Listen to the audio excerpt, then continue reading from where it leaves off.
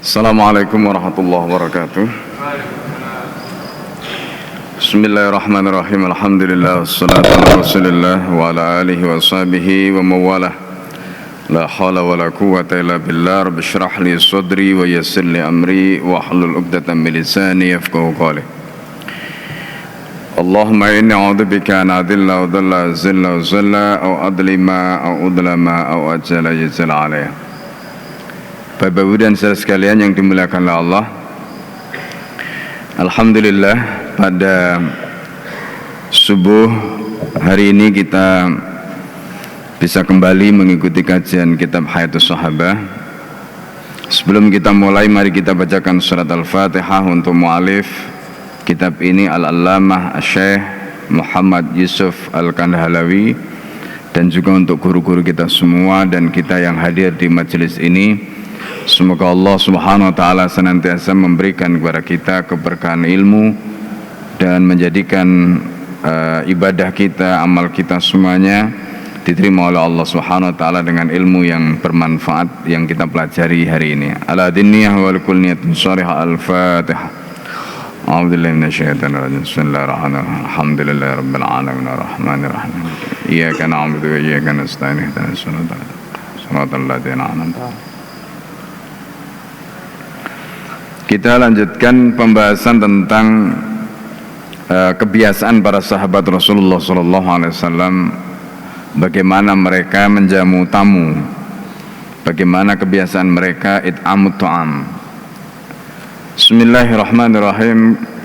Qala al-mu'allif rahimahullah nafa'ana bihi wa bi'ulumihi fid daraini amin.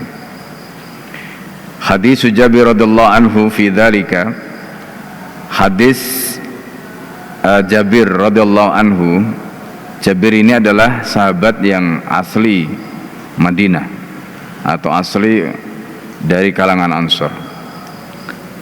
Wa akhraj al-Baihaqi fi Syu'ab, yakni fi Syu'abil Iman. Jadi al-Baihaqi telah mengeluarkan riwayat di dalam kitabnya Syu'abil Iman an Abdul Wahid ibni Aiman an abihi, dari Abdul Wahid ibni Aiman dari ayahnya, qala nazala bi Jabirin radhiyallahu anhu daifun. Nazala telah singgah bi Jabirin, di rumah Jabir. Jadi ada seorang atau ada tamu yang singgah di rumah Jabir radhiyallahu anhu. Di dalam lafaz hadis ini disebutkan daifun. Daifun itu adalah bentuk tunggal dari kata duyuf. Duyuf itu jamak. Tetapi di dalam hadis ini perawi menjelaskan meskipun kalimatnya itu berupa dhaif, tapi maksudnya itu adalah rombongan, bukan hanya satu orang, ya. Jadi seperti kata wafdun. Wafdun itu kalau dalam bahasa Arab itu artinya delegasi, bentuknya tunggal, tapi yang namanya delegasi itu biasanya jumlahnya lebih dari satu. Makanya kadang-kadang disebut wafdun, jamaknya wufud, ya. Jadi meskipun bentuknya tunggal tapi maknanya jamak, karena biasanya delegasi itu bukan hanya satu orang. Sama seperti dhaifun di sini, ya, menurut riwayat ini disebutkan faja'ahum bi khubzin wa khallin. Jadi Jabir ini ketika ada tamu datang ke rumah beliau, singgah di rumah beliau karena beliau orang Ansor asli, orang Madinah asli. Faja'ahum, kemudian beliau datang membawakan kepada mereka bi khubzin, dibawakan roti, ya. Jadi dibawakan roti, wa khallin. Nah ini bukan hanya roti, ya. Kalau kita di sini mungkin roti dengan mungkin apa ada kejunya atau ada menteganya atau ada apa namanya yang lain-lain lah gitu, ya. Nah khallin ini sebenarnya makna aslinya adalah cuka. Jadi kita bisa bayangkan roti dengan cuka itu rasanya gimana, kan? Nggak terlalu, ya kalau untuk ukuran kita mungkin nggak terlalu istimewa, ya. Tapi justru khallin itu diantaranya itu adalah campuran roti yang dipuji. Nanti itu di dalam kitab ini atau dalam riwayat ini dipuji oleh Rasulullah SAW. Faqala, maka berkata perawi hadis ini, yaitu dalam hal ini adalah Jabir, ya. Kulu makanlah, fa inni sami'tu Rasulullah sallallahu alaihi wasallam. Kamu makan, silakan makan, gitu.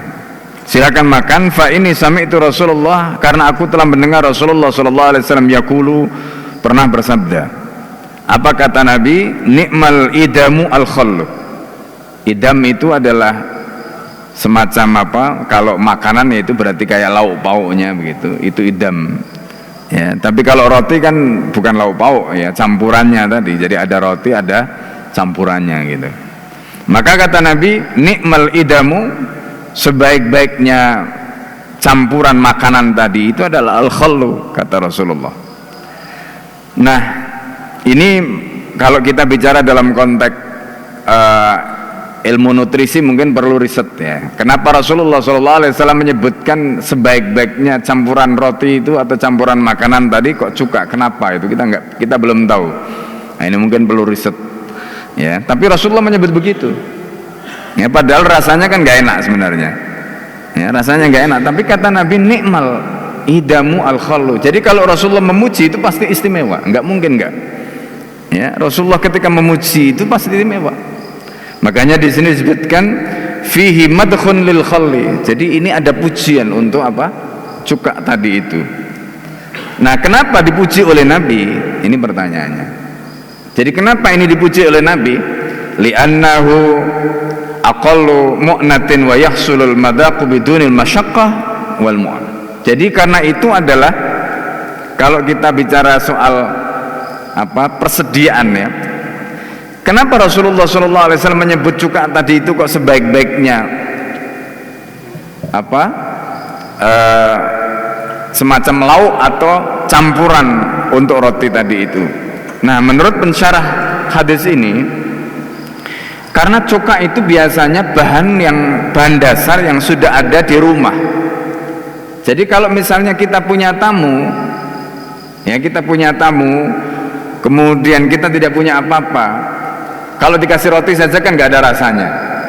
Maka supaya ada rasanya, bahan yang tersedia di rumah itu apa? Ya sudah, itu aja yang dikasihkan, gitu. Makanya Rasulullah memuji.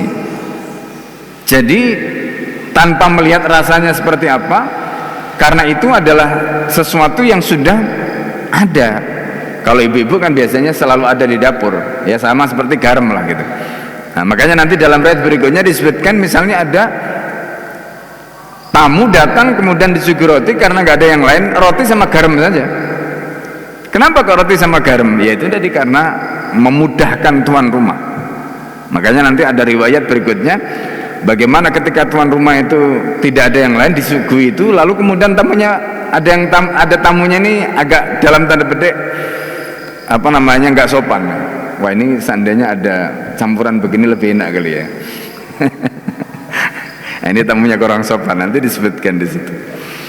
Nah, jadi ini adab yang kita harus perhatikan, ya. Jadi sebagai tamu seperti apa adabnya, sebagai tuan rumah seperti apa adabnya, itu penting, gitu, ya.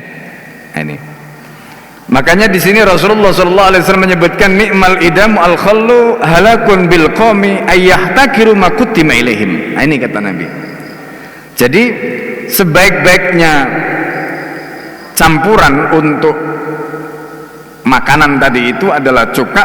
Halakun bil qaumi, celakalah suatu kaum itu, ayyahtakiru, kalau kaum itu sudah menghinakan, meremehkan, mencibir makutima ilaihim, apa yang dihidangkan kepada mereka. Nah, ini peringatan Nabi. Jadi kalau bapak ibu bertamu terus tuan rumahnya cuma ngasih air putih, nggak usah protes, ya, nggak usah protes. Ini kok air putih doang, nggak ada rasanya, nggak usah protes, ya. Nah, ini itu bentuk penghormatan sebenarnya, ya. Jadi tuan rumah itu menyediakan air itu sudah bentuk ikramud duyuf, menghormati tamu, gitu loh, ya. Tamunya juga begitu, harus tahu diri. Wah, ini cuma air doang, nggak ada yang lain, jangan begitu.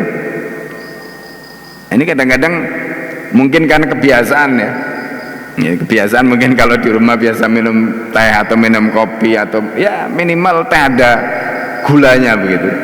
Nah, kadang-kadang dikasih teh saja, loh, kok ini kok teh saja nggak ada apa Jadi kita nggak boleh protes.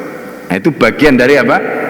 Hadis Nabi tadi mengatakan halakun bil qaumi, celakalah suatu kaum itu ayah takiru ma kutima ilaihim, kata Nabi.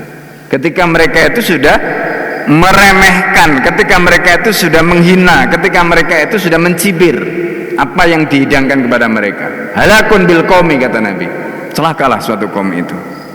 Nah ini, makanya kata Nabi, jangan pernah kita mencela makanan yang dihidangkan pada kita. Dan ini termasuk juga makanan yang dihidangkan oleh istri. Jadi makanya jangan protes juga Bapak. Kalau misalnya istrinya itu pagi-paginya dia akan sarapan gitu ya, terus mungkin ya kurang-kurang sedikit, biasalah mungkin orang baru bangun tidur ya. Jadi jangan protes. Rasulullah SAW, ini salah satu adab Nabi. Rasulullah tidak pernah mencela makanan yang dihidangkan kepada Nabi. Nggak pernah Rasulullah. Ya, ini penting. Coba bayangkan ya, biasanya pengantin baru ini, pengantin baru atau baru rumah tangga itu kan mungkin istri baru belajar masak, ya kan? Ya baru belajar masak, udah nggak usah protes, diem saja, itu diem saja, dinikmati saja, ditelan saja, ya nggak usah protes. Nah itu penting juga. Nah ini adab ya, supaya tidak tersinggung yang menyediakan makanan, yang menyiapkan makanan nggak tersinggung. Kadang-kadang gara-gara soal komentar itu jadi berantem ya kan. Itu kan udah capek-capek menyediakan, menghidangkan makanan gitu, begitu dihidangkan dicela. Itu tidak menghargai yang menghidangkan. Itu makanya kata Nabi tadi halakun bil qaumi ayah takiru makutima ilaihim. Jadi celakalah suatu kaum itu ketika mereka itu menghina, mencela, meremehkan, mencibir ya makanan atau apapun yang dihidangkan pada mereka. Kemudian di hadis berikutnya, nah ini terkait dengan bapak-bapak ya. Wa halakun birrajuli. Nah ini kalau tadi bil qaumi. Jadi kalau tadi itu terkait dengan orang secara umum. Nah berikutnya ini wa halakun birrajuli ayyahtakirama fi baitihi. Celakalah bagi kaum laki-laki ayyahtakir, kalau dia meremehkan atau mencela atau menghina ma fi baitihi, apa yang ada di rumahnya, yuqaddimu ila ashabihi. Ini. Jadi yuqaddimuhu ila ashabihi, dia hidangkan kepada ashabnya, teman-temannya atau mungkin tamunya. Maksudnya apa hadis yang kedua ini? Hadis yang kedua ini atau riwayat ini itu menjelaskan, kalau yang pertama tadi itu kan kita tidak boleh mencela, kita tidak boleh meremehkan atau mencibir lah apa yang dihidangkan pada kita, itu bagian dari adab. Yang kedua, seorang tuan rumah itu tidak boleh juga, misalnya nih ya, di rumah itu cuma ada, yaitu dari air putih misalnya, atau di rumah itu cuma mungkin ada ya roti nggak ada pasangannya, atau mungkin apalah gitu. Jadi sebagai tuan rumah itu punya kewajiban. Apa kewajibannya? Ikramud duyuf. Karena Rasulullah mengatakan la yu'minu ahadukum hatta yukrima dhaifahu. Ya. Nah, ini menarik. Kenapa Rasulullah SAW menggunakan kata la yu'minu ahadukum? Tidaklah beriman salah seorang di antara kalian hatta yukrima dhaifahu. Itu menunjukkan bahwa seorang tuan rumah wajib hukumnya menghormati tamu. Makanya Rasulullah memulai dengan kalimat la yu'minu. Dalam kajian usul fikih, la yu'minu itu maksudnya apa? Itu menunjukkan bahwa hukumnya wajib. Contoh misalnya lagi ya, misalnya la yu'minu ahadukum hatta yuhibba li akhihi ma yuhibba li nafsi. Itu juga menggunakan la yu'minu. Tidaklah beriman salah seorang di antara kalian hatta yuhibba li akhihi, sehingga dia mencintai saudaranya kama yuhibba li nafsi, seperti dia mencintai dirinya sendiri. Nah, ini hukumnya wajib itu. Menghormati teman seperti kita menghormati diri kita sendiri. Mencintai teman ya seperti kita mencintai diri kita sendiri. Itu wajib hukumnya. Ya. Makanya kalau kemudian sekarang kita membantu teman kita di Palestina, saudara-saudara kita, hukumnya wajib itu. Karena hadis tadi mengatakan apa? la yu'minu ahadukum hatta yuhibba li akhihi ma yuhibba li nafsihi. Mereka itu saudara kita. Mereka itu saudara kita. Ya. Jadi kata Rasulullah sallallahu alaihi wasallam, al-muslimuna tatakafa'u dima'uhum. Ya. Jadi orang Islam itu darahnya sama. Jadi ketika mereka itu berdarah-darah, itu darah kita juga. Ya. Dima'uhum dima'una, kata para ulama. Darah mereka itu darah kita juga. Makanya dalam hadis tadi itu dimulai dengan kalimat la yu'minu ahadukum hatta yuhibba li akhihi ma yuhibba li nafsi. Itu hukumnya wajib. Nah itu. Oleh karena itu kita harus peduli dengan kondisi yang dialami oleh saudara kita. Itu bagian dari kewajiban. Jadi nggak boleh cuek. Ya, soal apa yang kita bisa bantu itu masalah lain. Yang penting kita tidak boleh cuek. Nah, itu karena hadisnya mengatakan la yu'minu, yang itu menunjukkan hukumnya wajib. Nah, dalam konteks menghormati tamu tadi juga begitu. La yu'minu ahadukum hatta yukrima dhaifahu. Ya. Di situ diperintahkan agar kita itu memuliakan tamu. Makanya orang yang menjadi tuan rumah, mudhifnya yang ditamoni tadi itu, di dalam hadis tadi disebutkan wahalakun birrajuli, celakalah bagi seseorang ayyah takira ma fi baitihi. Jadi mungkin di rumahnya cuma ada roti, cuma ada air mungkin atau apalah gitu. Ya, maka celakalah kalau dia meremehkan apa yang ada di rumahnya tadi, yuqaddimuhu ila sabi, kemudian dia merasa wah kayaknya nggak pantas ini tak suguhkan ke teman saya atau ke tamu saya, nggak pantas ini. Jadi jangan melihat nggak pantasnya dulu, melihat apa yang menjadi kewajiban saya, menjadi hak dia yang saya punya, itu dulu. Ya, cara berpikirnya begitu dulu. Jadi kalau misalnya kita itu adanya air, ya nggak apa-apa, air disuguhkan. Nah, gimana caranya supaya beliau yang menjadi tamu tadi itu merasa nyaman gitu? Mohon maaf ya, hanya ada air gitu. Nggak apa-apa, ya kan? Nggak apa-apa. Daripada nanti dibatin. Ini tamu cuma disuguhi air gitu. Ya nggak apa-apa, sampaikan saja. Mohon maaf ya, hanya ada air gitu. Nah, ini bagian dari ikram biduyuf, bukan berarti kita tidak menghormati. Ya. Nah, tamu yang husnudzon itu pikirannya juga begitu positif dia. Oh iya kita. Karena nanti di riwayat berikutnya itu ada kisah. Ya. Gara-gara tamunya itu komentar, maka tuan rumahnya karena tidak ada barang di rumah, itu nggak ada duit juga di rumah, akhirnya jual barang, menggadaikan barangnya.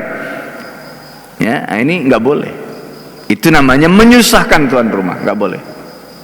Ya, nggak boleh. Nah, ini ada penjelasan berikutnya nanti. Kemudian kata fil kanzi, begitulah riwayat disebutkan dalam kitab Kanzul Kanzul Umal, maaf. Ya, ditulis oleh Alauddin Al-Hindi. Wa akhraja Ahmad, dan hadis ini dikeluarkan oleh Ahmad At-Tabrani dan At-Tabrani an Abdullah ibn Ubaid ibn Umair bin Nahwihi. Ya, dengan redaksi yang hampir mirip. Qala Al-Haythami ya, Al-Haythami ini gurunya Ibnu Hajar Al-Asqalani. Ya. Al-Haythami berkomentar rawahu Ahmad wa Tabrani fil Awsat. Jadi Imam Ahmad dan At-Tabrani mengeluarkan, ya, At-Tabrani mengeluarkan dalam kitab Al-Awsat. Al-Awsat ini adalah kitab Mu'jamnya Tabrani, Mu'jam Al-Awsat. Wa Abu Ya'la dan Abu Ya'la. Illa annahu qala, hanya saja beliau mengatakan begini, wa kafa bil mar'i syarran. Jadi seseorang itu cukup dikatakan syarran, buruk, ayah takira makuriba ilaihi, ketika dia meremehkan apa yang dihidangkan. Makuriba itu apa yang dihidangkan, au makutima, ya, apa yang dihidangkan. Jadi orang itu dikatakan buruk ketika dia meremehkan, misalnya nih ya. Nah, ini juga penting ya sebagai tamu tadi. Jadi ketika kita menjadi tamu, meskipun cuma dihidangi dikasih air putih, minum. Untuk apa? Menghormati. Kecuali kalau puasa. Ya kan, kalau puasa sampaikan mohon maaf saya sedang berpuasa gitu. Nah, jadi supaya apa? Tidak menyinggung perasaan tuan rumahnya gitu. Nah, ini juga penting. Ya, terkait dengan adab ini. Karena kalau tidak itu nanti masuk dalam kategori itu yang disebutkan dalam hadis ini, wa kafa bil mar'i syarran, seseorang itu cukup dikatakan buruk ayah takiru ma qurriba ilaihi aw ma quddima ilaihi. Jadi kalau dia meremehkan, menghina apa yang dihidangkan kepadanya, nah ini jangan sampai. Wa fi isnadi Abu Ya'la al-Qas wa lam a'rifu, di dalam isnadnya Abu Ya'la itu ada al-Qas wa lam a'rifu, ya, seorang ya yang namanya al-Qas tapi aku tidak mengenalnya, katanya, kata Al-Haythami. Wa baqiyatu rijali Abi Ya'la wuthiqu, dan kemudian sanad yang mengeluarkan hadis ini melalui jalurnya Abu Ya'la semuanya orang yang thiqah. Wa fi sahih bi ikhtisar, dan ini ya dalam kitab sahih bi ikhtisar dinyatakan dengan ringkas, ya. Intaha, selesai riwayat ini. Kemudian hadis Anas radhiyallahu anhu fi dalika, itu tadi riwayat Jabir. Dalam riwayat yang lain itu disebutkan adalah riwayat Anas. Wa akhraj at-Tabrani fil Awsat, at-Tabrani telah mengeluarkan hadis di dalam kitabnya Mu'jam al-Awsat bi isnadin jayyidin, dengan isnad yang jayyid, an Humaid, dari Humaid at-Tawil, an Anas bin Malik, dari Anas bin Malik radhiyallahu anhu qol, berkata, dakhala alaihi, ya, telah datang kepada Anas qaumun, ya, ada rombongan datang kepada Anas. Nah ini qaumun itu dalam bahasa Arab itu bentuknya tunggal, ya, jamaahnya aqwam, tapi qaumun di sini maknanya jamak, ya, jadi meskipun bentuknya tunggal tapi maknanya aja jamak, sama seperti wafdun tadi, jamaahnya wufud. Wafdun itu bentuknya tunggal tapi bisa jadi maknanya jamak. Yaudunahu, mereka menjenguk Anas bin Malik fi maradin lahu, ketika Anas bin Malik itu sakit. Faqala, maka kemudian Anas bin Malik berkata, ya jariyatu, wahai jariyah. Jariyah ini bisa budak, bisa membantu. Jadi dipanggil itu, halummi li ashabina walau kisaron, katanya, kamu hidangkan untuk tamu-tamuku ini meskipun kisaron. Kisaron itu adalah jamak dari kasarah. Kasarah itu adalah potongan roti, katanya. Jadi kamu hidangkan kepada tamuku ini potongan roti, ya, karena adanya itu. Fa inni sami'tu Rasulullah sallallahu alaihi wasallam yaqul, karena aku pernah mendengar Rasulullah sallallahu alaihi wasallam pernah bersabda, makarimul akhlaqi, di antara bentuk, ya, makarim akhlak yang mulia, a'malil jannati, ya, min a'malil jannati. Jadi maksudnya apa? Di antara amal yang bisa mengantarkan kita ke surga itu adalah akhlak yang mulia. Akhlak yang mulia itu apa? Menghormati tamu, di antaranya. Ya, akhlak yang mulia itu menghormati tamu. Karena Rasulullah sallallahu alaihi wasallam mengatakan seperti itu tadi. Ya, la yu'minu ahadukum hatta yukrima dhaifahu, hatta yukrima jarahu, dan seterusnya tadi. Ya, ini. Kada fit targhibi, begitulah riwayat ini disebutkan dalam kitab, ya, Targhib. Qala Al-Haythami, kemudian Al-Haythami memberikan komentar, ba'da ma dzakaru an Tabrani, setelah menyebutkan apa yang disebutkan dari Tabrani, wa isnaduhu jayyidun, dan isnadnya jayyid. Wa akhraja Ibnu Asyakir bin Akhwi, Ibnu Asyakir telah mengeluarkan riwayat yang semisal ini. Jadi hadis yang kedua dari Anas tadi, beliau mengatakan apa?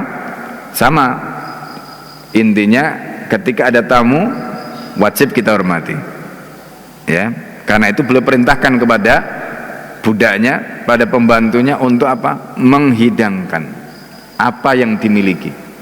Jadi kalau kisaran di situ disebutkan, ya, itu adalah potongan-potongan tadi, itu bisa, ya, kita nggak tahu potongannya seberapa. Yang penting ada sesuatu yang dihidangkan, itu sebagai apa? Bentuk ikram, gitu.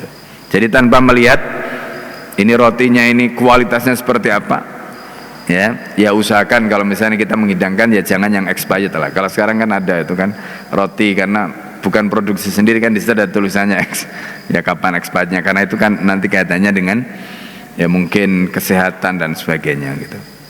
Nah, ini bentuk ikram kita. Ya, bentuk ikram kita. Ini. Kemudian hadis yang ketiga, yaitu hadis dari Syakik ibni Salamah radhiallahu anhu fi dzalik. Ya, hadis dari Syakik bin Salamah.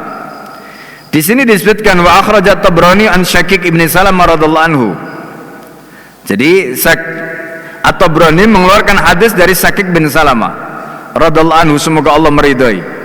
Qala, berkata Syakik ibni Salamah, dakhaltu ana wa sahibun, aku bersama seorang teman, temanku maksudnya, itu bertamu ila Salman Al-Farisi, bertamu ke rumah Salman Al-Farisi. Ya. Jadi bertamu ke rumah Salman Al-Farisi radhiallahu anhu. Faqala Salmanu, kemudian Salman berkata, laula andekan, bukan karena anna Rasulullah, bahwa Rasulullah sallallahu alaihi wasallam naha anit takallufi. Jadi Rasulullah itu melarang. Takalluf itu memaksakan diri. Jadi Rasulullah itu, kalau bukan karena Rasulullah itu melarang kita memaksakan diri, la takallaftu lakum, maka aku akan memaksakan diri untuk menjamu kalian. Summa ja'a bi khubzin wa milhin, katanya. Ini kan. Jadi Salman itu, ini juga adab. Di rumah Salman gak ada apa-apa. Adanya cuma apa? Roti dengan garam. Roti dengan apa? Garam. Itu adanya. Jadi sebelum Salman itu menyuguhkan roti dengan garam, kalimatnya begitu. Itu tadi dengan narasi, dinarasikan oleh Salman supaya tamunya paham. Apa kata Salman? Laula anna Rasul sallallahu alaihi wasallam naha anit takalluf, seandainya kalau bukan karena Rasulullah melarang kita untuk memaksakan diri, kata Salman, la takallaftu lakum, aku akan paksakan diriku untuk menjamu kalian. Salman kemudian datang membawa apa? Roti dengan garam. Apa maknanya? Berarti itulah yang ada. Paham ya? Berarti itulah yang ada. Tapi tamunya ini agak rada gimana gitu. Sudah dibilangi bahwa kita nggak boleh memaksakan diri, kemudian Salman menghidangkan itu, tamunya masih komen gitu. Nah, ini contoh. Ya, ini contoh yang kurang bagus. Ini tamu nggak tahu diri. Tamunya nggak tahu diri. Tamunya komen. Apa katanya? Faqala sahibi, kata Syakik tadi, Syakik bin Salamah mengatakan, faqala sahibi, temanku ini, kan tadi yang cerita itu Syakik.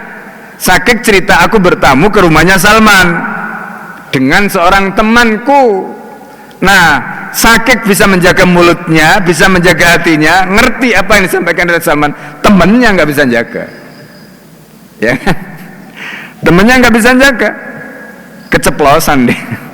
Ya mungkin di rumahnya biasa begitu, atau mungkin dia bilang apa? Kata temannya, lau kana fi milhina angqazun wa fi riwayatin angqarun. Ya, andai saja di garam kita ini ada angqaz. Angqaz itu kalau dalam penjelasannya, dalam syarahnya itu dia apa namanya? Ya kalau di sini di Arab itu nggak ada benda ini, ya. Itu warnanya putih, ya, warnanya putih. Jadi kalau kita di sini ya mungkin kayak apa yang biasa kayak apa sih yang terbuat dari kambing itu, susu kambing itu, bukan yogurtnya, kayak model yogurt gitu kan, warnanya putih gitu ya. Nah kan warnanya putih kan gitu, kayak model-model begitulah gitu. Nah jadi maksudnya bukan hanya garam, tapi ditambah itu kan, ditambah ada, kalau seandainya di garam kita itu ada, nah, gitu.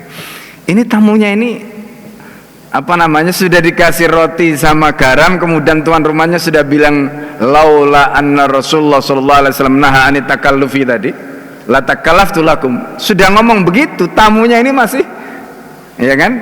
Tamunya masih komen. Andai saja, nah, gitu kan? Lau kana fi milhina angqazun, lau kana fi milkina angqaran. Fi riwayatin, dalam riwayat yang lain ada mengatakan angqazun, ada yang mengatakan angqaran tadi. Itu tadi campuran tadi. Jadi sudah dikasih roti sama garam masih protes. Apa yang terjadi? Salman merasa nggak enak kan? Salman merasa nggak enak ini, waduh, tamu. Jadi itu tuan rumah itu merasa perlu menghormati karena itu kewajiban. Tamunya dikasih itu kurang. Nah ini tamu yang nggak tahu diri ya. Makanya penting itu. Adab dimiliki dua pihak ya. Tuan rumahnya punya adab, tamunya juga harus punya adab, gitu loh. Tuan rumahnya sudah bilang begitu, sudah ngasih kode di rumah ini nggak ada apa-apa, kan cuma kalau ngomong begitu kan nggak enak, gitu loh. Makanya dinisbatkan narasinya tadi kepada Rasulullah supaya apa? Tamu tadi itu juga, oh iya, berarti ini sebenarnya sunnah Nabi, tuntunan Nabi. Kita nggak boleh memaksakan diri, yang penting menghormati tamu, gitu loh. Tapi tamunya ini nggak tahu diri, ya. Tetap saja dia ngomong gitu. Lau kana fi milhina angkoran, andai kata di garam ini ada campuran tadi itu ya. Kemudian apa yang terjadi? Faba'asa Salmanu bimidharatihi. Karena di rumah Salman itu nggak ada duit. Akhirnya midhara itu alat yang dipakai untuk nyuci. Karena itu yang Salman punya dan itu yang available mungkin ya. Akhirnya alat itu digadekan untuk dapat duit supaya bisa membelikan apa yang diinginkan oleh tamu tadi. Subhanallah. Ini adabnya sahabat. Nggak protes. Salman juga nggak begini. Kamu ini tamu nggak tahu diri. Nggak begitu. Ya, sudah disuguhi masih protes saja ya gitu. Nggak begitu juga. Itu jaga perasaan ya. Ini. Jadi Salman apa yang dilakukan? Salman kemudian mengirim orang untuk menjualkan itu, bukan menjualkan, jadi farahanaha, kemudian menggadaikan. Jadi ini bukan dijual tapi digadaikan supaya dapat duit atau dapat uang untuk membeli apa yang diinginkan oleh tamunya tadi. Summa jaa bi anqazin. Kemudian orang suruhan Salman tadi itu membawa apa yang diinginkan oleh tamunya tadi. Ya, apa yang diinginkan oleh tamunya tadi.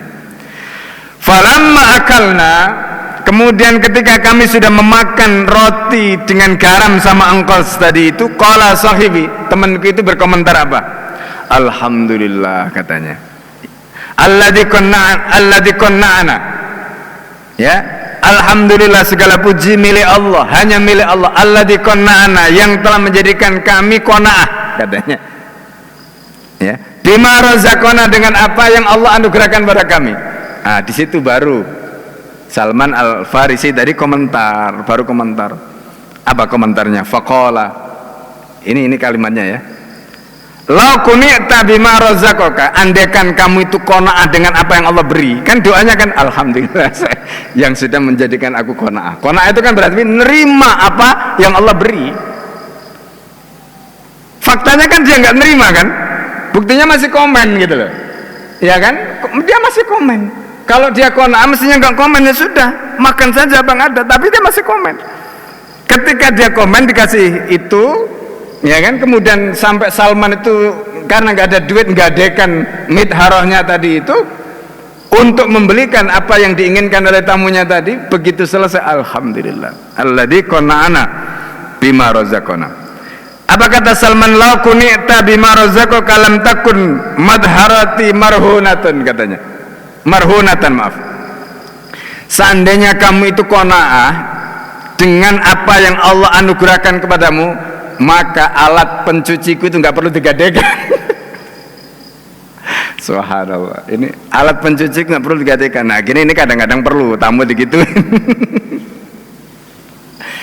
Jadi sebenarnya Salman komen begitu tadi itu setelah dia berdoa dan doanya nggak cocok, ya kan? Doanya nggak cocok.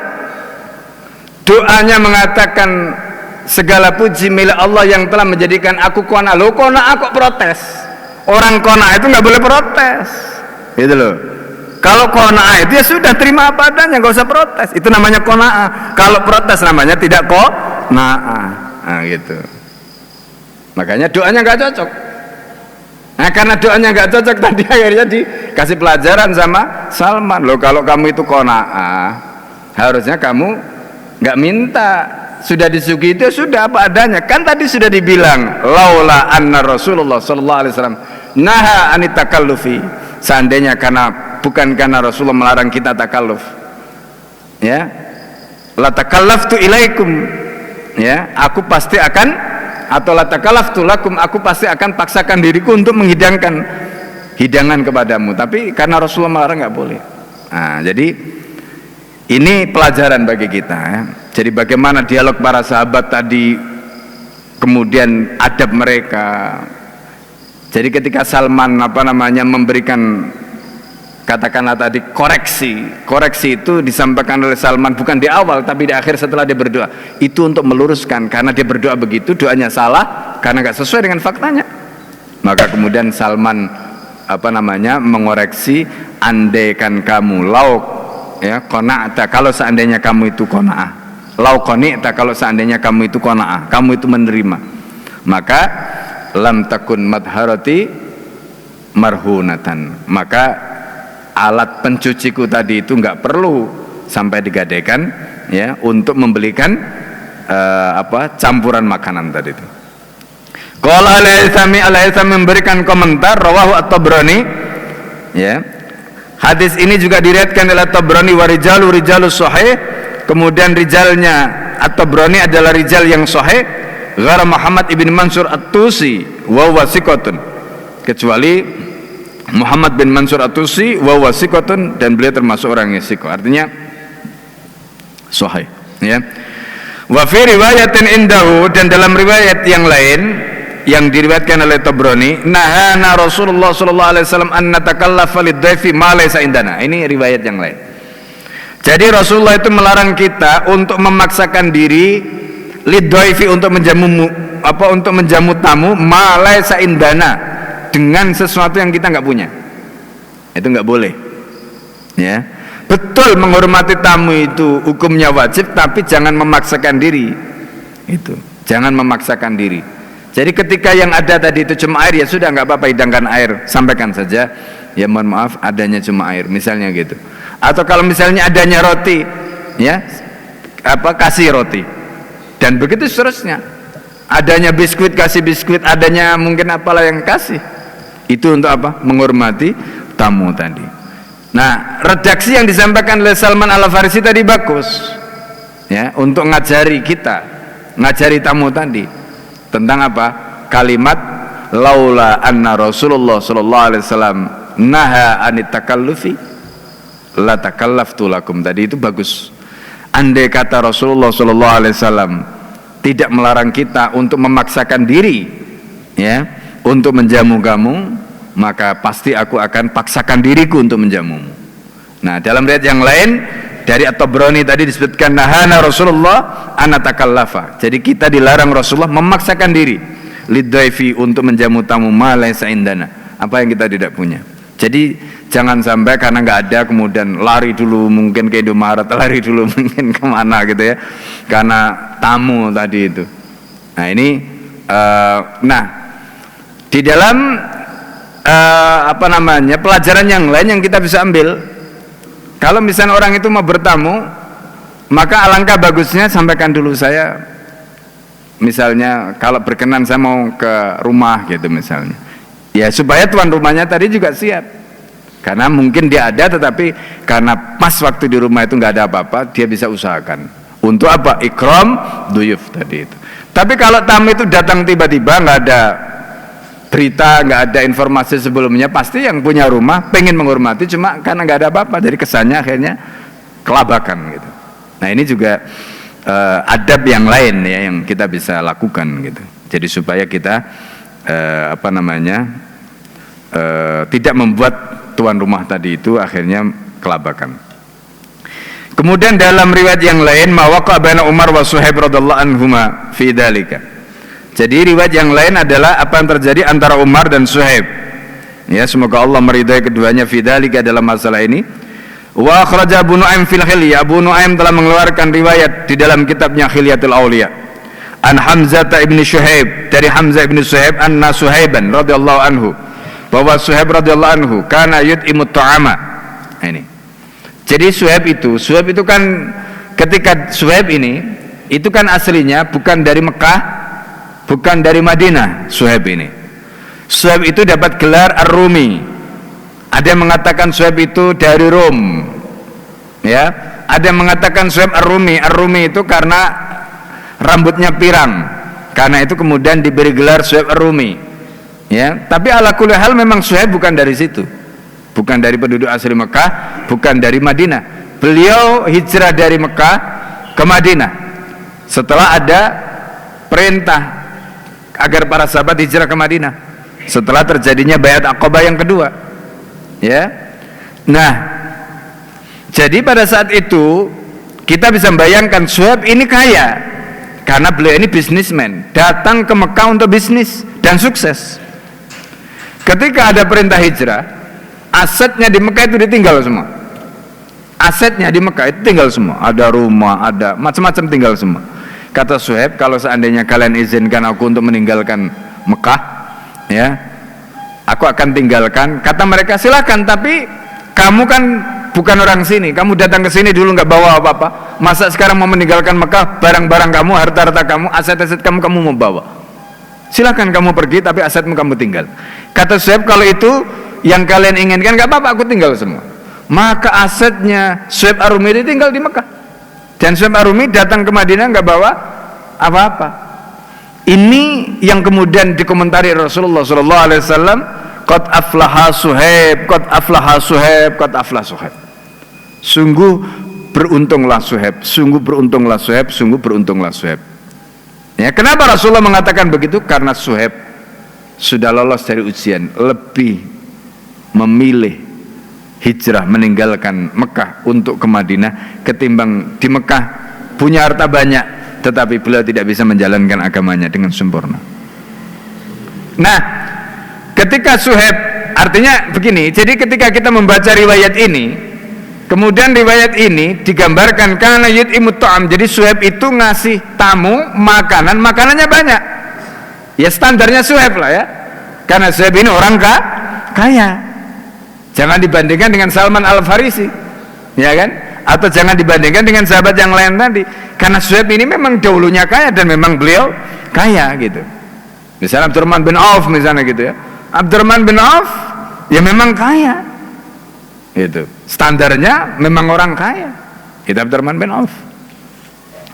Makanya di sini disebutkan kana yut'imut ta'amal katsira, Suhaib itu memberi makan tamu tadi itu dengan makanan yang banyak. Faqala lahu Umar radhiyallahu anhu, maka Umar memberikan komentar kepada Suhaib, ya Suhaib, wahai Suhaib, innaka tut'imut ta'amal katsira, katanya. Kamu sudah menjamu tamu dengan memberi makan makanan yang banyak. Wa dzalika sarafun fil mal, kata Umar ini komentar Umar. Wa dzalika, dan caramu itu, tindakanmu itu, sarafun fil mali, itu merupakan apa? Saraf itu berarti apa?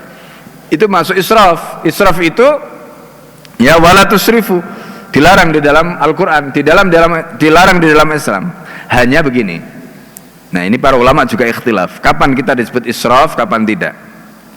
Israf itu menurut pendapat yang rajih ya, ketika israf itu konteksnya infak, ya, infak, membelanjakan harta. Maka yang dimaksud dengan israf itu adalah segala bentuk perbelanjaan harta. Kalau membelanjakan hartanya tadi itu konteksnya dengan perkara yang taat, misalnya nih kita wakaf 1 miliar misalnya gitu, kalau kita uangnya lebih, atau mungkin kita punya uang lebih lagi, misalnya kita wakaf 2M dan sebagainya. Pertanyaannya, apakah itu israf? Enggak, itu bukan israf. Kenapa tidak israf? Karena kita ini membelanjakan harta itu di jalan Allah.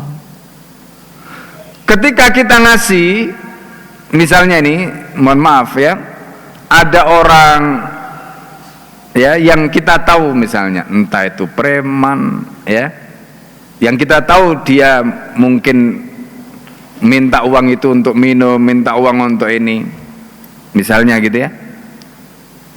Atau mungkin ada orang ngamen lagunya lagu yang diharamkan, kemudian kita meskipun ngasihnya cuma sedikit, itu israf. Itu israf. Meskipun ngasihnya cuma sedikit, 1000 perak, 500 perak, itu israf. Kenapa? Karena kita ngasih bukan untuk ketaatan. Itu loh. Ya, ini makna israf menurut pendapat yang rajih gitu. Jadi kalau kita membelanjakan harta di dalam ketaatan, seberapapun harta itu kita belanjakan nggak apa-apa. Nah, termasuk kalau perkara itu mubah. Makanya Suhaib Ar-Rumi ketika memberi makan tamu, ketika tamunya tadi itu datang ke rumahnya, ya di situ dikatakan yut'imut ta'amal katsir. Dalam konteks ini memang ada ikhtilaf. Umar mengatakan itu israf. Bagi Suhaib Ar-Rumi mungkin tidak. Pertanyaannya, apakah Suhaib Ar-Rumi nggak ngerti hadis Nabi? Apa Suhaib Ar-Rumi nggak ngerti fikih tentang israf itu? Ya, ghalabadudan kita ngerti, tapi di situ biasa sahabat berbeda pendapat. Menurut yang satu mengatakan itu israf, yang satu tidak. Kenapa? Karena ini termasuk perkara yang mubah, apalagi menghormati tamu itu bagian dari kewajiban.